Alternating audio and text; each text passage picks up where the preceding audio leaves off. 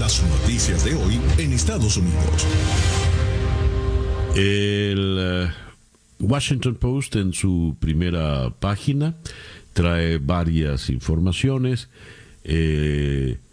Hay una exigencia agregada ahora para los fabricantes de vacunas. No solo deben producir a tiempo y más, sino que las variantes en el virus, por ejemplo, por lo visto, están exigiendo algunos ajustes en las vacunas.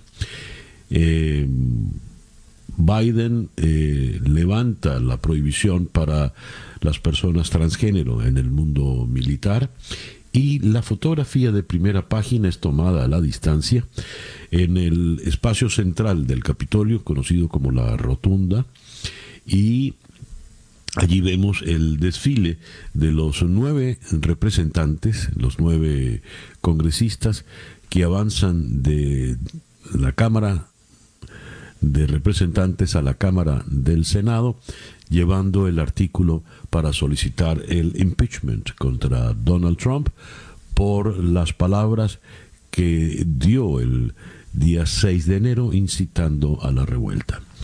En la primera página de The New York Times es otra fotografía, un contrapicado esta vez, donde vemos a los representantes avanzando hacia el Senado.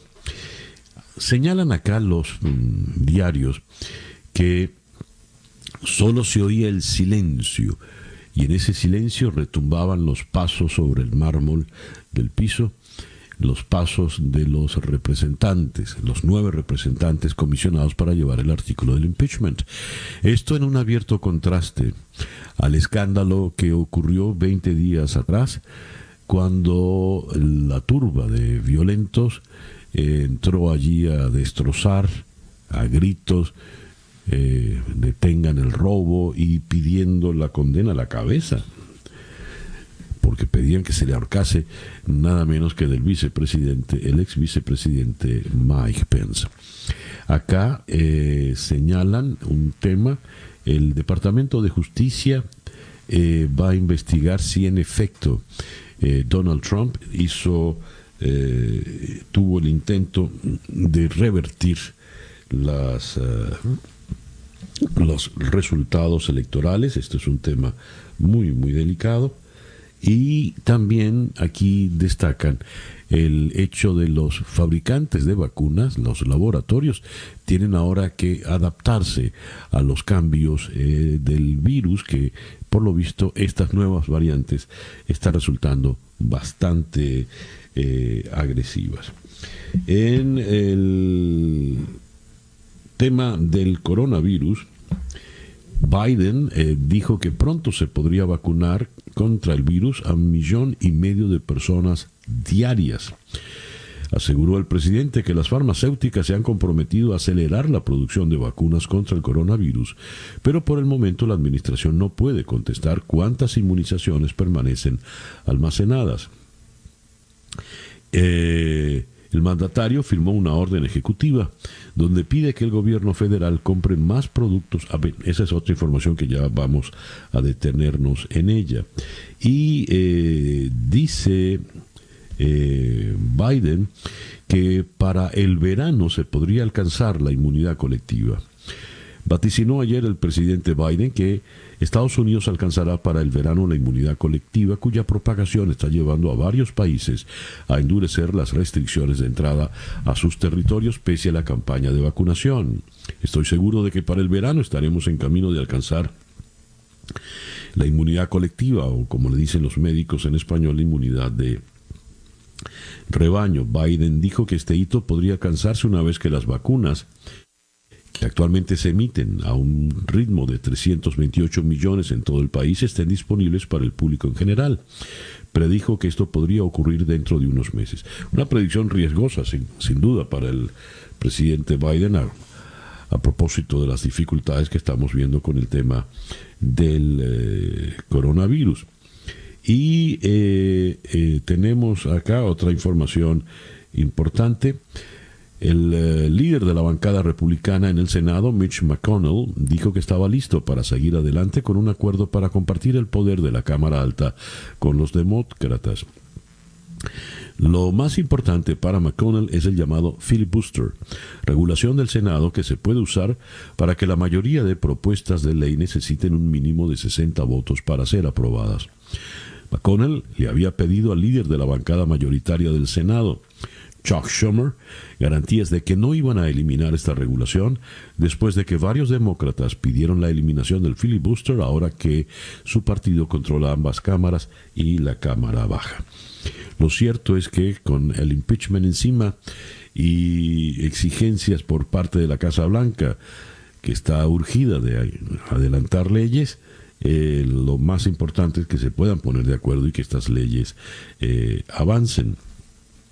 Hablando de estos temas de acuerdos, ya se confirmó en el Senado a la señora Janet Yellen y se convierte en la primera mujer al frente del Tesoro de los Estados Unidos. Janet Yellen fue confirmada por el Senado como secretaria del Tesoro y se convirtió así en la primera mujer en llevar las riendas de la mayor economía del mundo. Yellen ya había hecho también historia al convertirse en la primera mujer en presidir la Reserva Federal, el poderoso Banco Central estadounidense. De 74 años y con 3 décadas trabajando con la política monetaria del país, recibirá el mando del Tesoro en medio de un fuerte golpe de la pandemia del coronavirus y mientras millones de personas siguen desempleadas a causa de una inédita crisis de salud pública que salpicó como nunca a la economía estadounidense. Entre las decisiones del presidente Biden está la de prohibir la entrada de personas desde el exterior. Ayer en la Casa Blanca, la vocera de la Casa Blanca dijo que el gobierno de Estados Unidos implementará nuevas restricciones a quienes lleguen del extranjero, independientemente de su nacionalidad. Esto a partir del día de hoy. A partir de hoy, los viajeros que lleguen a Estados Unidos deberán atestiguar que no están enfermos, mostrando el resultado de una prueba diagnóstica elaborada en un plazo no superior a 3 días antes de la entrada al país. Además, deberán viajar con mascarilla y someterse a una cuarentena al llegar. A diferencia de otras restricciones implementadas hasta la fecha, como el cierre de las fronteras, estas medidas también afectarán a los ciudadanos estadounidenses, así como a los residentes de Estados Unidos. El propósito de la medida, que fue firmada ayer por la tarde por el presidente Biden, es reducir la propagación del COVID-19, específicamente a través de los viajes, en especial ahora que vemos surgir por el mundo una serie de variantes que se propagan más rápidamente. Esto lo dijo la señora Jen Psaki, la vocera de la Casa Blanca. Y tenemos en otra información importante la situación de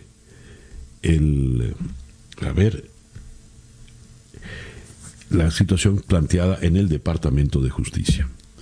El inspector general del Departamento de Justicia anunció que iniciará una investigación para determinar si algún funcionario que trabaja o trabajó en ese departamento trató de alterar los resultados de la elección presidencial de manera inapropiada. La pesquisa fue anunciada días después de que The New York Times reportó que el expresidente Trump sopesó la idea de reemplazar al secretario de Justicia interino, Jeff Rosen, con un funcionario más alineado con su postura sin fundamento de que hubo fraude en las elecciones de noviembre. Trump evaluó reemplazar a Rosen en las últimas semanas de su gobierno con Jeffrey Bozard Clark, quien era más abierto a usar el poder de su oficina para mantener al presidente en el cargo. Trump abortó el plan solo después de que funcionarios del departamento amenazaron con renunciar si concretaba el cambio, según reportó The Washington Post. Recordemos que antes había venido ya la situación con William Barr, quien desestimó y le dijo a Trump, según sus propias revelaciones, le dijo a Trump en su cara, sus alegatos son BS, como dicen acá en Estados Unidos. Son las 7:18 de la mañana, luego de haber leído para ustedes la información en los Estados Unidos. Estas son las noticias de Venezuela. En Venezuela la información está tan restringida que los medios convencionales realmente informan muy poco. Por ejemplo, tengo acá la primera página del diario 2001 de Caracas, donde el gran titular dice: Ana sustituye a María en el choreo digital. Expertos alertan a los usuarios de teléfonos inteligentes que las cadenas en plataformas de chateo cogen fuerza para cometer diversos delitos. La potencial víctima recibe un mensaje falso con un link que, al ser pinchado, permite el robo de datos personales del aparato. Esa es la gran noticia de este diario. Por otra parte, José Gregorio será beato a finales de abril. El sector turismo pide apertura carnavalesca desde el 12 de febrero. Agencias y demás operadores esperan movilizar movilidad y vuelos sin restricciones para recuperar a este sector económico. El diario El Nacional, que como saben no se publica, su primera página es solo virtual, trae como gran titular lo siguiente: el Consejo de Exteriores de la Unión Europea pidió garantizar libertad de diputados elegidos en el 2015 e instaron a la oposición a mantenerse unida.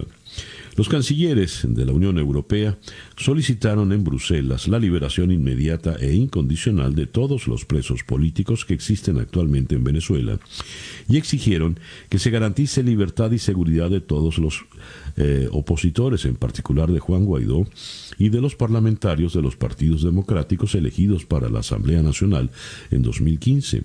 Asimismo, llamaron a la oposición democrática a acordar una posición unificada en aras de un proceso de diálogo y negociación en la búsqueda de una salida a la crisis política que vive el país. Esto es una cita textual. Al lado de esa información del cambio climático a Venezuela, la nueva agenda de Estados Unidos para la región.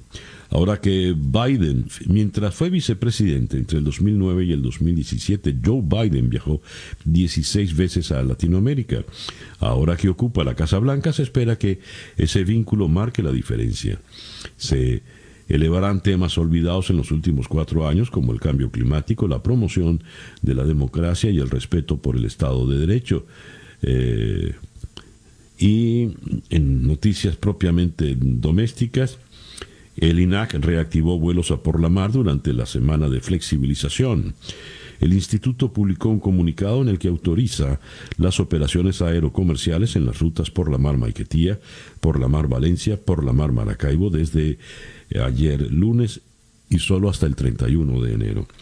Y con 9:00 comenzó el cronograma de suministro de gasolina en esta semana. Con relación al tema de la Unión Europea, que ha levantado polvareda en círculos políticos venezolanos, leo esta cita textual del comunicado. La Unión Europea no puede reconocer este proceso electoral, refiriéndose al de diciembre, como creíble, inclusivo o transparente, y por tanto su resultado no puede considerarse representativo de la voluntad democrática del pueblo venezolano. La Unión Europea lamenta profundamente las acciones de las autoridades de Maduro, que han reducido el espacio democrático en el país y han impedido persistentemente la resolución de la profunda crisis política en Venezuela. Es una cita textual. Y tenemos, en otras informaciones, senadores demócratas presentan propuesta para conceder al TPS a los venezolanos. El TPS es una medida de protección en los Estados Unidos. A los venezolanos que viven en Estados Unidos. YouTube suspende el canal de El Pitazo por transmitir anuncio de Maduro sobre el Carbativir. Escuche usted esto. La plataforma estadounidense YouTube penalizó al canal de videos de El Pitazo luego de que el domingo 24 publicara un contenido en el que aparece Nicolás Maduro anunciando que se iniciará una producción masiva de un antirretroviral venezolano contra el COVID-19, denominado Carbativir. Tras la revisión determinamos que tu contenido infringe nuestros lineamientos y lo quitamos de YouTube. Sabemos que esta noticia puede ser decepcionante, pero consideramos importante que YouTube sea un lugar seguro para todos, dijo el equipo de YouTube mediante un correo eléctrico dirigido a El Pitazo. En realidad, a quien estaban castigando no era al Pitazo, sino a Maduro, por estar anunciando gotas milagrosas que no conducen a nada. 7:24 de la mañana, luego de haber leído para ustedes la información de Venezuela. Escuchas Día a Día con César Miguel Rondón. Nuestra agenda en el día de hoy va a comenzar en la ciudad de Nueva York con el economista José González. El presidente Biden anunció medidas para aprovechar el poder adquisitivo del gobierno de Estados Unidos, el mayor comprador individual de bienes y servicios del mundo, para fortalecer la fabricación nacional y crear mercados para nuevas tecnologías. Buy American, compre lo hecho en Estados Unidos. ¿De qué manera va a impactar esto en la economía de Estados Unidos? Lo analizaremos con el economista González. De Nueva York iremos a Caracas para conversar con César Batis, el director precisamente del Pitazo. Batis publicó un artículo ayer, Nicolás Maduro y su búsqueda desesperada de inversionistas petroleros, porque nadie quiere invertir en Venezuela y menos en el tema petrolero. Lo conversaremos con él y por supuesto también sobre esta prohibición que les impuso YouTube por anunciar el anuncio, valga la redundancia, de Nicolás Maduro. De Caracas iremos a Ciudad de México para conversar con Verónica Méndez de la W Radio en México. ¿Cuál es el estado de salud de Andrés Manuel López Obrador, el que se burlaba del COVID? Le dio COVID y está en alto riesgo porque tiene 67 años. Y se anunció desde México que la vacuna rusa Sputnik 5 llegará pronto a México, según una llamada telefónica entre López Obrador y el propio Vladimir Putin. De Ciudad de México iremos a Washington para conversar con Natalie Jennings. La señora Jennings es la editora de política del Washington Post.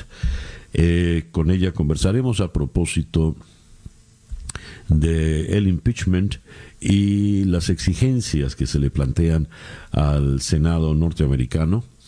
No solo proceder con el juicio político a Trump, ahora ciudadano privado, sino también todo lo que necesita la administración Biden para que el Senado apruebe leyes. De Washington iremos a Caracas de nuevo para conversar con el doctor Julio Castro y con el destacado doctor Castro, internista e infectólogo. Hablaremos pues de estas gotitas, como las define el dictador Maduro, las gotitas milagrosas del Carbativir. ¿Qué son? ¿Realmente curan? Y vamos a cerrar nuestra agenda de hoy en la ciudad de Roma, conversando con Daniel Díaz a propósito de la crisis política que se plantea en Italia. Para el día de hoy, ya por esta hora deben estar trabajando en eso, Giuseppe Conte va a anunciar su dimisión en Consejo de Ministros, habida cuenta que no ha podido superar la crisis política. Esta es nuestra agenda para el día de hoy, martes 26 de diciembre, y tengo acá una noticia de última hora. El ministro de Defensa de Colombia, Carlos Holmes Trujillo, falleció hoy en la madrugada, luego de luchar por más de 10 días contra el coronavirus. Fuerte. Un hombre joven, ¿no? El ministro Carlos Holmes fue canciller colombiano antes de ir al Ministerio de la Defensa y defendió de una manera extraordinaria la causa por la democracia en Venezuela. Realmente lamentamos pues esta información. nuestro saludo, nuestra condolencia a todos sus deudos y amigos. Son las 7:28 de la mañana. El editorial con César Miguel Rondón. A ver, la situación está tensa y difícil en el Senado de los Estados Unidos. Ciertamente están divididos a partes iguales, 50 y 50, pero la presidenta del Senado, quien es la vicepresidenta de la Nación, la señora Kamala Harris, podría decidir hacia un lado o hacia el otro. Pero la situación no está tan delimitada como si fuese con una regla perfectamente clara. Hay discusiones de diverso tono. Y en ese panorama, donde todo parece muy complejo, tenemos dos prioridades o dos asuntos que podrían chocar entre sí. El impeachment, el juicio político contra Donald Trump, quien ya no es presidente y por lo tanto no sería destituido, y la necesidad que tiene la administración Biden, que apenas se está estrenando, de que se adelanten con leyes y una serie de disposiciones que le son urgentes para poder cumplir con las promesas electorales que hizo, sobre todo las promesas electorales para los primeros 100 días de gobierno. ¿Cómo solucionarán esto? ¿El filibuster será la solución, como pretende McConnell? Veremos. Pero todos los ojos por ahora de Estados Unidos, en definitiva, están en el Senado en Washington.